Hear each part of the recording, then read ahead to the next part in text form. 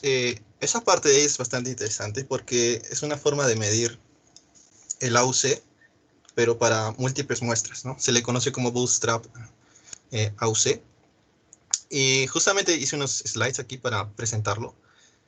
Supongamos, por ejemplo, que tenemos esos tres tipos esas tres clases, ¿no? Enfisema, efusión y hernia.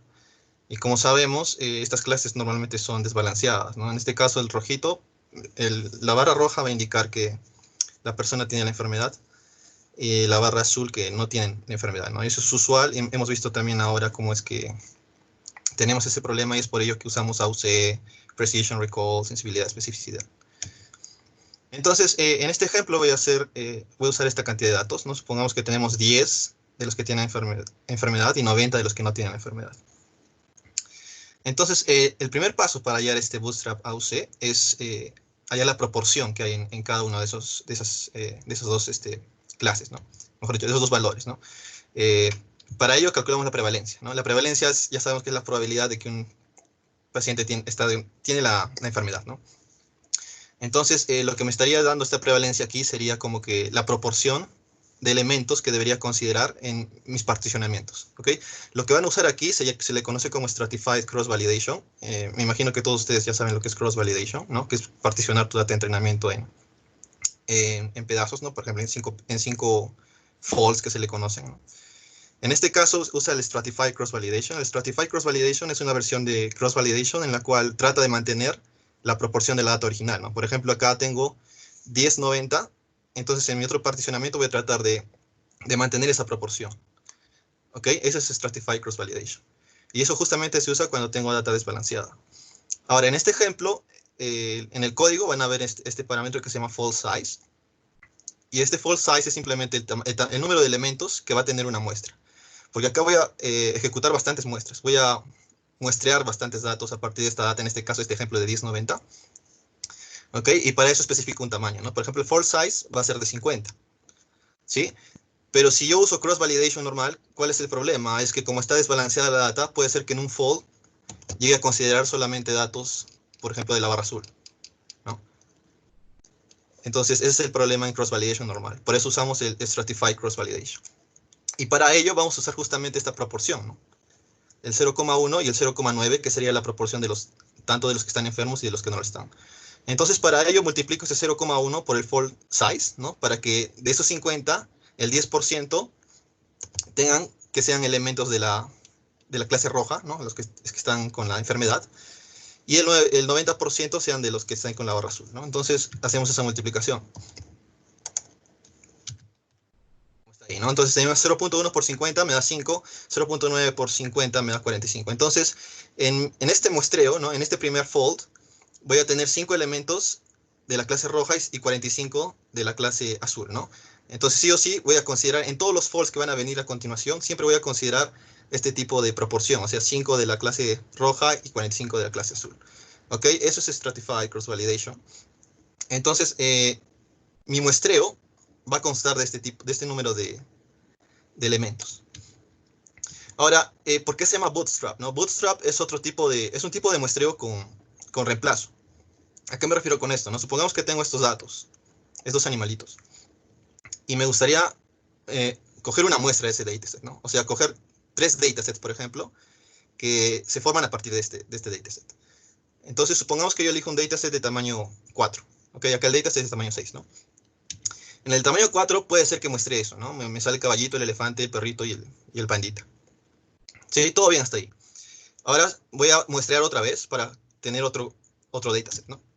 Y en este caso, como pueden ver acá, me dan 2 leoncitos, un tigre y un perrito. ¿Cuál es la particularidad aquí? Es que estoy teniendo 2 muestras repetidas, ¿no? Los leoncitos ahí. Entonces, por eso se le conoce como un muestreo con reemplazo, con repeticiones. ¿Ok? Eso es Bootstrap. Entonces, yo puedo seguir muestreando y en cada muestra voy a tener elementos repetidos.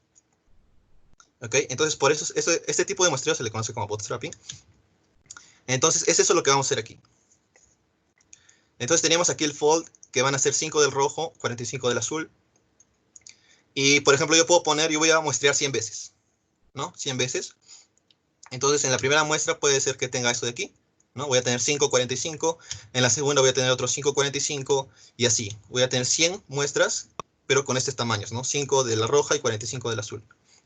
Y obviamente saben que cada una de estas es con repeticiones, ¿no? O sea, puede haber elementos repetidos. Listo, entonces ya tengo mi conjunto de muestras, y lo que voy a hacer ahora es calcular el AUC para cada una de ellas. Entonces voy a tener 100 valores de AUC, ¿no? Un AUC para cada muestra. Ahora, el AUC va a estar desordenado, ¿no? Voy a tener diferentes AUCs. Por ejemplo, acá puedo tener, no sé, 0,8, acá 0,2, 0,1, no sé. Entonces, el siguiente paso es ordenarlos. Los ordenamos de menor a mayor y tendríamos ya esta tabla de aquí, ¿no? Entonces, tendríamos nuestro arreglo de AUCs de 100 muestras para una clase en este caso, ¿no? Estoy evaluando solamente una clase. Entonces, tenemos ahí nuestro arreglo. Y lo que vamos a hacer ahora es hallar los intervalos de confianza. ¿Sí? ¿Y cómo hallo los intervalos de confianza? ¿No? Una forma es como la explicó Juan la semana pasada usando el Z-score, ¿no? A partir de una tabla de valores y a partir de eso obtener el intervalo de confianza. Y acá hay otra forma, ¿no? Que es trabajar con los percentiles. ¿Ok? ¿Y a qué me refiero con esto? Entonces, por ejemplo, yo quiero hallar el 95% de intervalo de confianza, ¿no?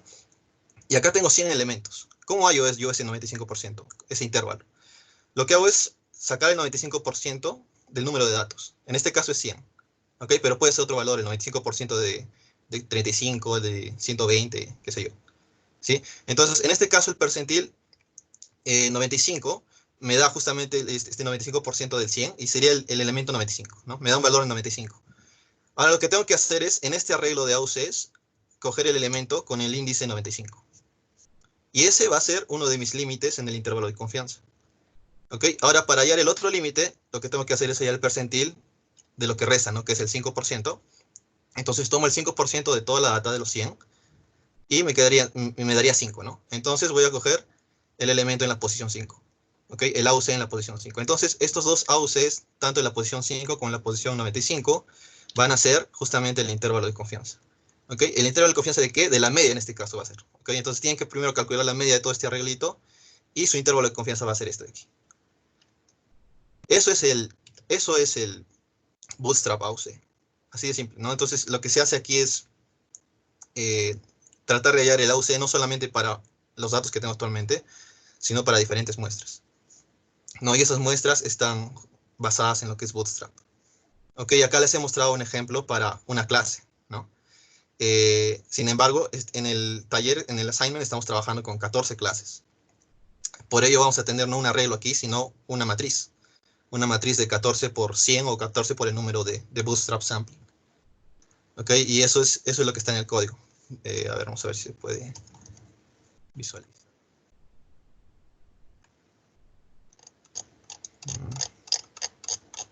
¿Alguna pregunta? Una pregunta, ¿el Bootstrap entonces me genera muestras como permutaciones, algo así, de elementos? Algo así, algo No simple. permutaciones, es que puede haber repeticiones, o sea, es un Claro, muestreo con repeticiones. Ujú. permutaciones con repetición, algo así. Sí, sí, porque si tú se o sea, muestreas de manera normal, elegirías valores aleatorios. Y usualmente lo haces sin repetición, ¿no? Para que no repitan los elementos. Pero en el Claro, Bootstrap sí considera repeticiones. allá. Ok, entonces si van al código van a ver justamente esa parte de ahí. A ver, vamos a ver si se puede salir de aquí.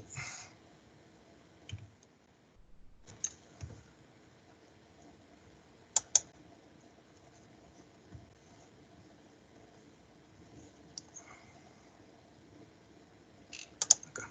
Aún se puede ver en pantalla o todavía. O ya no, ya. Sí se ve.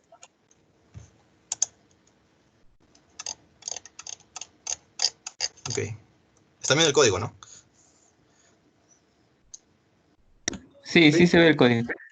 Ya, entonces, lo que les he explicado es justamente esto de aquí, ¿no? Bootstrap AUC. Tienen las etiquetas reales, las predicciones, las clases y el número de bootstraps, como les mostré en el ejemplo, y el font size, ¿no? Entonces, lo que hace es iterar por cada clase, eh, hace el conteo de positivos y negativos, haya justamente la prevalencia, ¿no? Para hallar justamente esas proporciones en los particionamientos. E iteras justamente sobre el número de bootstraps, ¿no? El número de muestras que voy a obtener aquí. Entonces, como les dije, multiplican el fold size por el prevalence para obtener justamente esa cantidad de datos y el fold size por el 1 menos prevalence, ¿no? Que sería de la otra clase. Y lo hacemos un muestreo justamente de los positivos con reemplazo, ¿no? Acá está replace true. Entonces, para cada uno de esos, ¿no? Lo que va a hacer concadenar ambos valores y va a hallar el AUC, ¿no? Tanto del Y real, en este caso Y real de la muestra en Bootstrap, y de las predicciones, ¿no? Y eso va justamente a una matriz, como les dije, en una matriz del número de clases por el número de bootstraps, el número de muestras. Sí, y acá en el Bootstrap AUC justamente hace esa parte del código. Ahora vamos a ver si se ve. Aquí.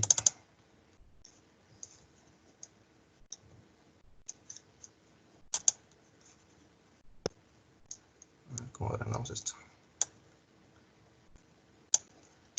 Entonces aquí van a ver esta parte que es aquí, confidence intervals, ¿no?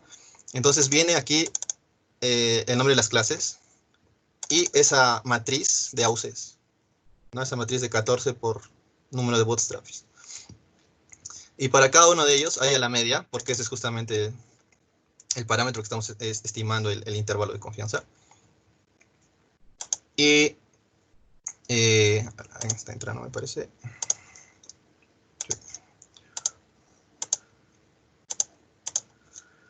Y hallamos en este caso, hay dos funciones en Python, ¿no? Para hallar los percentiles. Uno es el quantile, hallar los cuantiles, y en ese caso le colocamos el valor en decimales, ¿no? 0,95, 0,05, o pueden usar el percentil y le ponen simplemente 95 y 5. Al final es lo mismo, ¿no? Y a partir de eso ya forman justamente el intervalo de confianza. Entonces todo el proceso que les he explicado está aquí en el código, traducido así, y eso es lo que hacen, ¿no? Y eso me pareció bien interesante de ver qué es lo que está haciendo, ¿no? Porque me parece que en el paper anterior, en el taller anterior, en la última parte, muestra un gráfico también de ROC, de AUC, y muestra justamente así estos intervalos de confianza usando Bootstrap, ¿no? Y eso sería esa parte. No sé si tienen preguntas.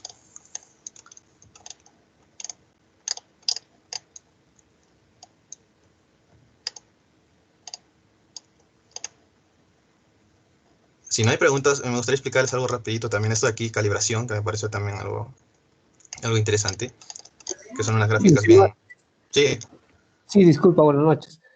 Yosimar, si bien acá veo que el Bootstrap sigue manteniendo la proporción de las clases, ¿no? O sea, de positivos y negativos en cuanto a la enfermedad. Pero sigo viendo, por ejemplo, que hay, por ejemplo, o sea, 5, digamos, que tienen la enfermedad y 45 que no la tienen. Sigo viendo la data desbalanceada. Sí. ¿Eso también afecta al final al modelo? O sea, ¿sigue afectando al modelo? Claro, si corres solamente para uno, sí. Pero por eso hacemos diferentes muestreos. Para tener diversidad en ese, aunque esté un poco desbalanceado ahí, aunque esté desbalanceado así por cada uno de ellos, hacemos por eso diferentes muestreos. Por eso es recomendable hacer bastantes, ¿no? En este caso he hecho 1000, me parece. Si hiciera solamente uno o pocos, ahí sí no muestraría algo correcto, ¿no? Entiendo, entonces sería como, ¿esto ayudaría a este balanceo de la data o siempre hay que balancearla? Ahí tengo la duda. Si puedes balancear la data, hazlo, ¿no? Porque es lo más recomendable. Pero en caso, por ejemplo, así de imágenes médicas, es difícil a veces conseguir más data y por eso es que se hacen diferentes, por eso tenemos estas diferentes métricas de evaluación, no solo el accuracy, ¿no? Porque si trabajamos con data normal como imágenes naturales, normalmente reportan solamente el accuracy. Pero en este tipo de datos así, tenemos que usar otro tipo de métricas, ¿no? Que justamente el AOC trabaja justamente como estamos viendo diferentes thresholds, estamos en cierto modo también tratando de evaluar el modelo por más que sea desbalanceado, ¿no? y te va a ayudar a dar un mejor resultado, ¿no? A comparación del accuracy, que es muy overconfident, ¿cómo se diría? Te da un resultado muy, muy positivo, demasiado positivo, cuando la Sí. realidad no lo es, ¿no? Ok. Ya yo sí, me queda más claro, gracias. Ok. Entonces sería eso, ¿no? Y aquí muestra también lo que es el Precision Recall, que simplemente el Precision me parece que es el Positive Predictive Value, y el Recall es la sensibilidad, ¿no? Es otra curva, se le podría llamar así también. Es parecida al AUC. Y el F1 Score, que es simplemente un valor numérico que resume este gráfico, por ejemplo, ¿no? Como el área bajo la curva, algo así. Y esto de calibración, que... A ver, rapidito.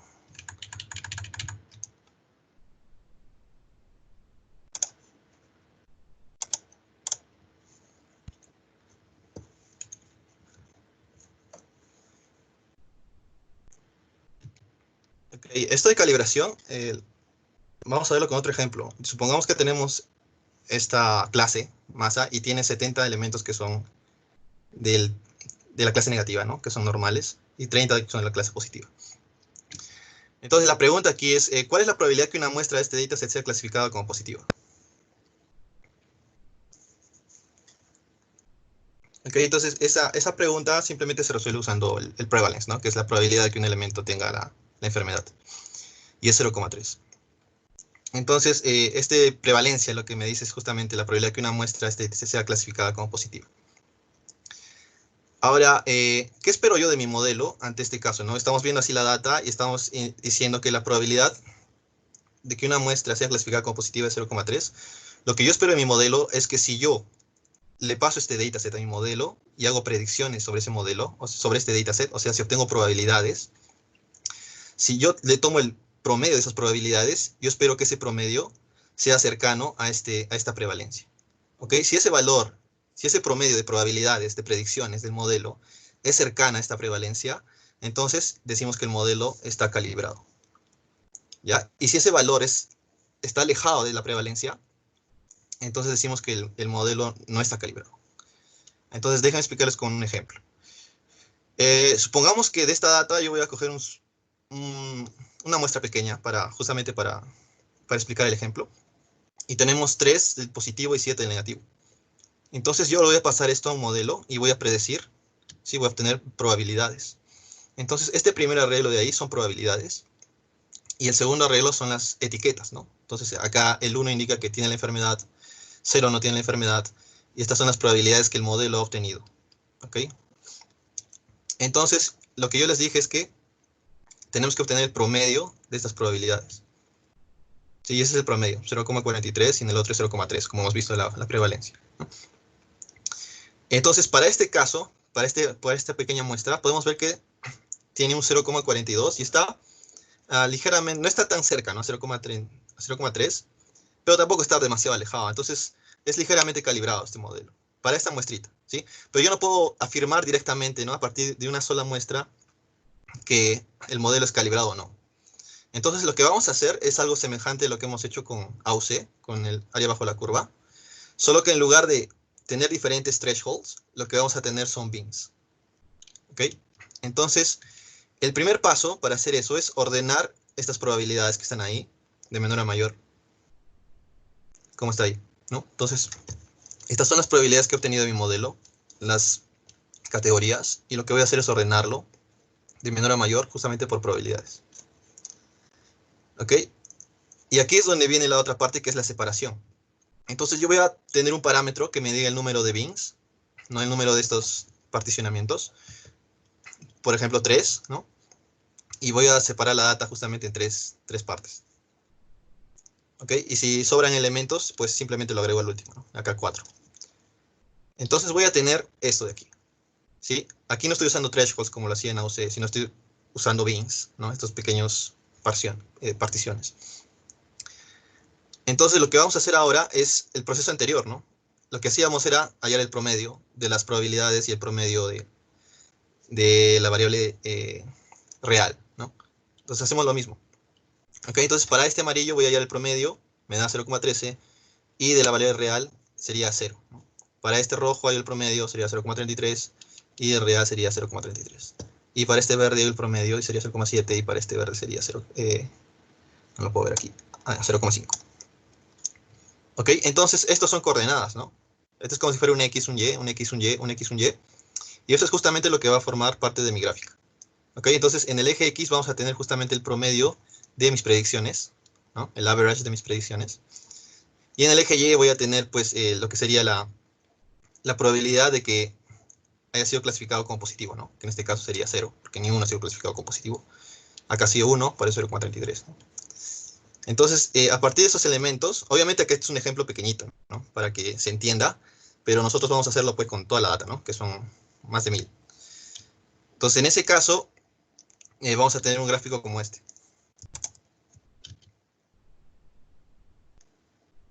¿no? Entonces, este, por ejemplo, es una recta, si se dan cuenta, creciente, y esta es la calibración perfecta. ¿Ok? Si mi gráfica me devuelve esto, quiere decir que mi modelo es perfectamente calibrado. Pero puede ser que si no va a ser perfectamente calibrado cuando caiga por acá abajo o por acá arriba, ¿no? Cuando esté alejado de esta recta de aquí. ¿Ok? Entonces, esa curva de calibración me va a indicar justamente eso. ¿Y para qué me sirve esto, no? ¿Para qué me sirve la calibración? Sí, este es un tema, un área de research también dentro de Deep Learning o de Machine Learning. Y es cuando nos importa lo que es la probabilidad, ¿no? Por ejemplo, en detección de fraude, por ejemplo, quiero detectar si una persona es un fraude o no, o si ha hecho una transacción que es fraude o no, fraudulenta. Entonces, si mi modelo va a retornar una probabilidad, esa probabilidad tiene que tener un valor de confianza, ¿no? Tiene que representar un valor de confianza. Así como teníamos el intervalo de confianza, esta probabilidad tiene que representar un valor de confianza para que yo pueda decir que efectivamente esa transacción ha sido fraudulenta o no. ¿Ok? Entonces, es lo mismo pasa en medicina, ¿no? Si le vamos a decir a alguien tiene cáncer o no, vamos a tener una probabilidad, y esa probabilidad tiene que representar justamente un valor de confianza para nosotros efectivamente afirmar que si tiene cáncer o no. ¿Ok? Entonces, es por eso que es muy importante. Entonces, cuando a ustedes les interesa la probabilidad del modelo en sí, ¿no? Usar la probabilidad del modelo, es recomendable usar esta curva de calibración para ver si el modelo está calibrado o no. Pero si no les interesa la probabilidad y les interesa simplemente la clasificación, como lo que hacemos usualmente en clasificación de imágenes, cosas, entonces tal vez no sea necesario hacer esto. Ahora, no todos los modelos de Machine Learning son calibrados. No son calibrados el SVM, no son calibrados el Naive Bayes, incluso las redes neuronales no son calibradas. ¿Por qué no son calibradas? Porque si ustedes cuando entrenan una red neuronal, la red neuronal tiende a ser muy overconfident, no sé cómo se traduciría eso, sería demasiado confiada, o sea, da demasiados buenos, está demasiado segura de los resultados que está obteniendo.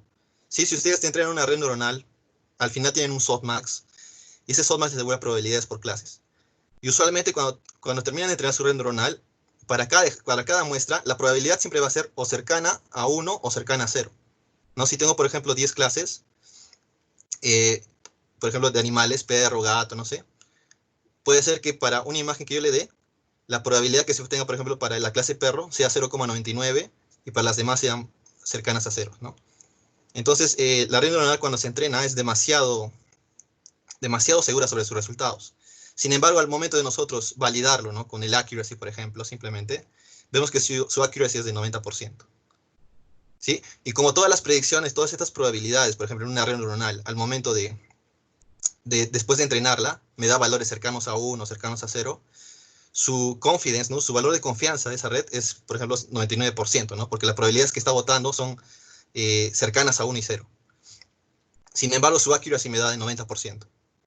¿Sí? Entonces, ese modelo no está calibrado. Lo que esperaría es que las probabilidades en promedio me den 90% y el accuracy será 90%. Entonces, por eso decimos que las redes neuronales no son modelos calibrados. ¿Vale? Pero hay modelos calibrados, sí hay. Por ejemplo, el Logistic Regression, regresión logística, sí es calibrado. Eso se puede demostrar matemáticamente si es que hacen el gradiente, la derivación del gradiente, y lo igualan a 0. Van a ver que el proceso que se obtiene a partir de ese gradiente es el mismo que hemos hecho aquí, donde obtenemos la sumatoria de las predicciones, va a ser cercana a la sumatoria de las etiquetas. O sea, eso es lo que va a optimizar. Y por eso es que en este caso usualmente se usa regresión logística para calibrar un modelo, ¿no? Supongamos que tengo mi modelo de redes neuronales y no está calibrado. Yo puedo calibrarlo, ¿ya? Y lo puedo calibrar justamente usando otro modelo, por ejemplo, regresión logística. Y eso es lo que hace aquí, ¿no? En este código, acá en la parte de abajo. Entonces acá tenemos, por ejemplo, estas gráficas, ¿no? La línea azul representa el modelo si está perfectamente calibrado. En este caso vemos que el modelo, que es una red convolucional, ¿no? Porque hemos entrenado justamente con una DenseNet, me está devolviendo valores que están debajo y alejados de esta recta. Entonces no está calibrado del todo, ¿sí? Justamente eso es lo que me está mostrando esta gráfica. Para las 14 clases, el modelo no está calibrado. Entonces lo que hace aquí es calibrarlo. Y justamente usa regresión logística. Entonces aquí yo he obtenido probabilidades, sí, ¿no? A partir del modelo. Pero esas probabilidades no me representan un valor de confianza. ¿Ok? Entonces lo que voy a hacer es regresión logística sobre esas probabilidades para obtener probabilidades que sean un valor de confianza. ¿Ok? Entonces en ese caso ya lo que hace es esto, ¿no? Estoy como que calibrando el modelo. ¿Ven? Ya no está demasiado alejado de esa Yosimar, Sí. se ve las PPTs. ¿Sabes los PPTs? Ajá. A ver. Entonces aquí. Ya, aquí. Ahí sí. Ahí sí. Ya, ahora sí. Sí, ahora sí. Ya. No, les decía esto de la calibración, ¿no? Acá justamente esta línea azul es el modelo calibrado perfecto. Pero acá vemos que para todas las clases, ¿no? Mi modelo actual, que es una red profunda, no es una DenseNet, me está devolviendo no valores calibrados. Entonces la red DenseNet que hemos entrenado, que hemos usado sus predicciones, no está dando predicciones. El modelo no está calibrado, ¿no? Si estuviera calibrado, tendría valores cercanos a esta línea de aquí. Por eso es que el proceso que hacemos es calibrarlo. Como les estaba explicando antes, lo calibramos usando Logistic Regression. ¿Okay? Entonces, al hacer Logistic Regression, que es un modelo calibrado, vamos a obtener probabilidades que sí me representen un valor de confianza. Entonces, los resultados que obtenemos es algo como esto, ¿no? Si se dan cuenta, ya no están alejados. Siempre hay algunas desviaciones, ¿no? Pero no está como antes, que era recontra alejado, ¿no? Que estaban todas, de hecho, debajo de esta línea. Ahora están todas como que tendiendo sobre esa línea. Entonces, de este modo, está demostrando aquí que está calibrando los resultados. Y como les dije, esto de calibración es más importante en tareas así riesgosas, ¿no? Como es transacciones fraudulentas, lo que es medicina. Por eso es que se usan este tipo de plots en estos casos. Y tal vez no lo han visto en otro tipo de problemas convencionales, ¿no? Y eso es lo que es calibración. Es un área también de research. Cómo calibrar los modelos, por ejemplo, de deep learning. Cómo hacer que me den justamente así esos valores de confianza. Que la probabilidad que me esté devolviendo represente justamente un valor de confianza que se pueda usar en este tipo de problemas riesgosos.